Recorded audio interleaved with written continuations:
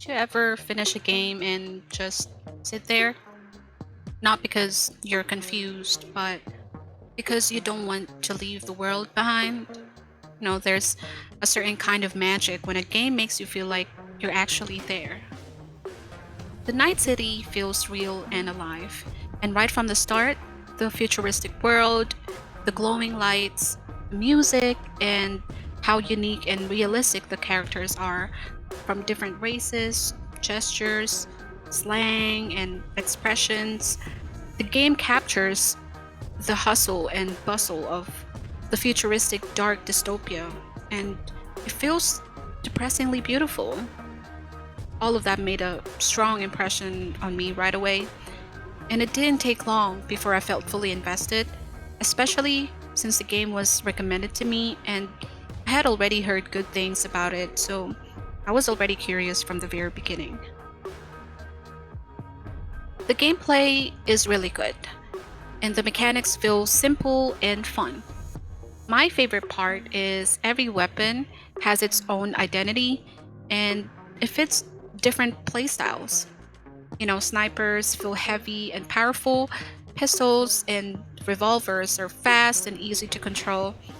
It feels like the devs really love pistols and revolvers because there are so many variations, but it makes sense since they're the most versatile weapon.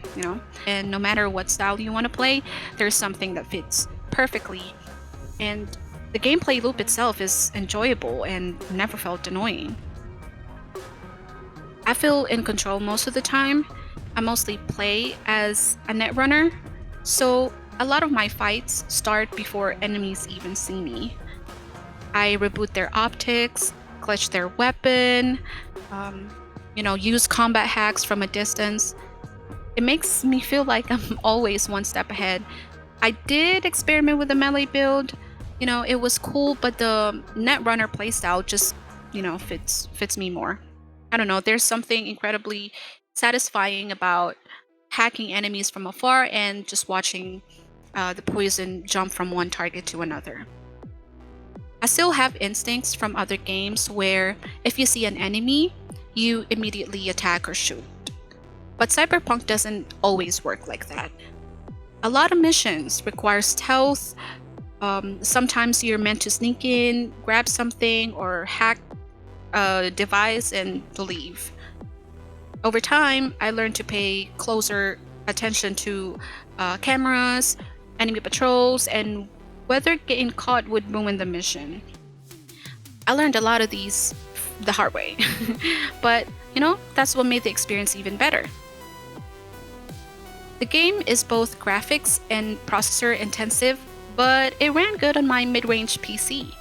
The game felt smooth the almost the entire time, and I didn't experience any major bugs or game-breaking issues. The graphic settings are customizable, and even if I don't upscale it, the game still looks great. The only recurring bug I had was not being able to fast travel in Dogtown sometimes.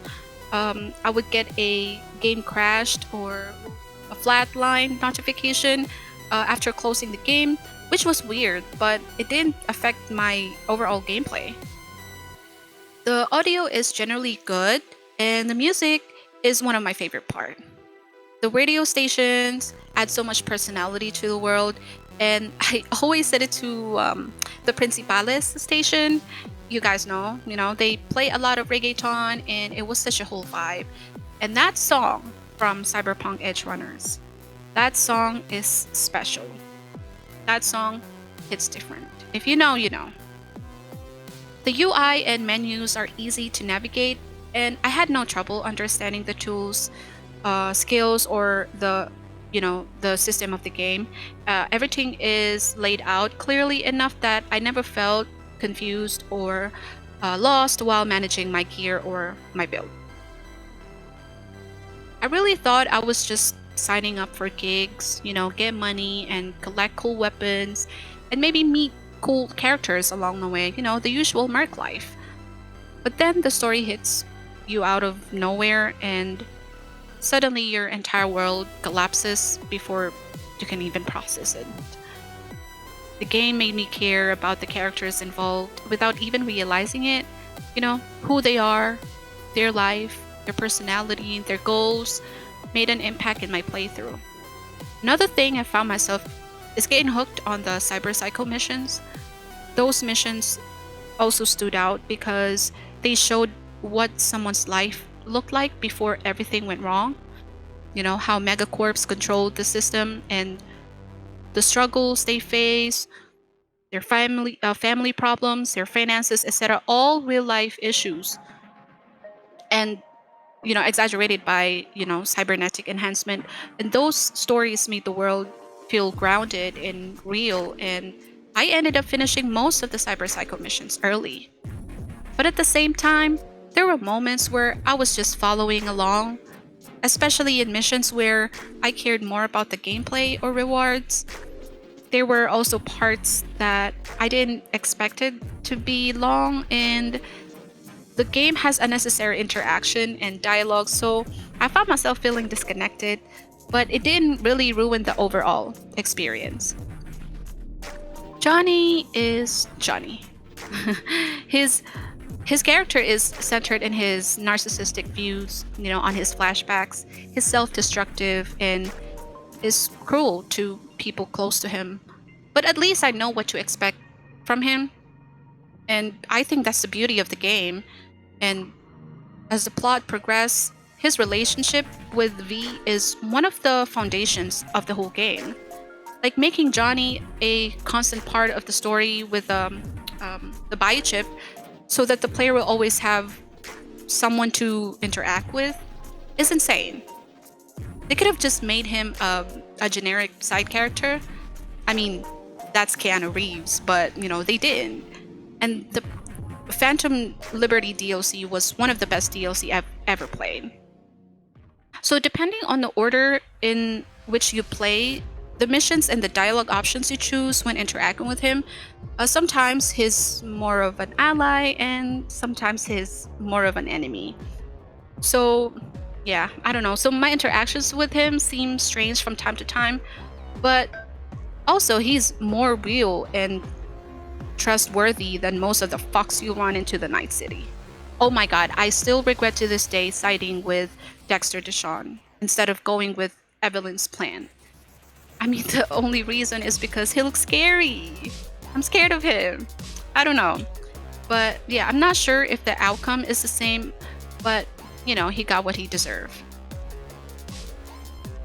The game respected my time. I never felt rushed to level up even when I needed more cyberware capacity. Nothing felt locked behind main story progress, and I could do side jobs and explore whenever I want. Whether the game feels too slow, too fast, or just right really depends on how I play that day. Sometimes I want to farm components, hunt for weapons, or do NCPD missions or gigs. Other days I just want to drive and explore.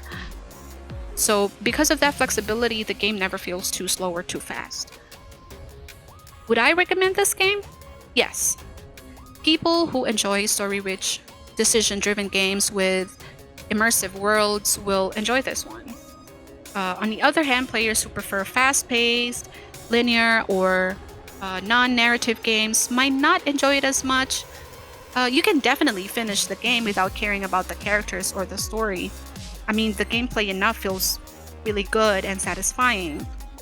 And this game is perfect for anyone who likes exploring, experimenting with different builds, and making choices that have real consequences. One of the reasons I played Cyberpunk 2077 because I was burned out on fast-paced, grindy, heavy games. I needed something slower, more meaningful, a game I could enjoy at my own pace. And this game pulled me out of that burnout completely. I stream games on Twitch. I enjoyed this game so much that I didn't want to stream the rest of my run. I wanted to experience it myself. After finishing the game, I immediately created a new character and started a nomad playthrough. I'm gonna try a completely different path, and I am planning to make a better or different choices. I also want to understand more of the story and the characters. I really didn't want it to end. These impressions are based entirely on my own experience and the things I personally value in games. I also want to know, what is your favorite part of the game? And which character did you like the most? If you enjoyed this video, consider subscribing to the channel. This is Mimi. Thanks for watching, and I'll see you in the next one.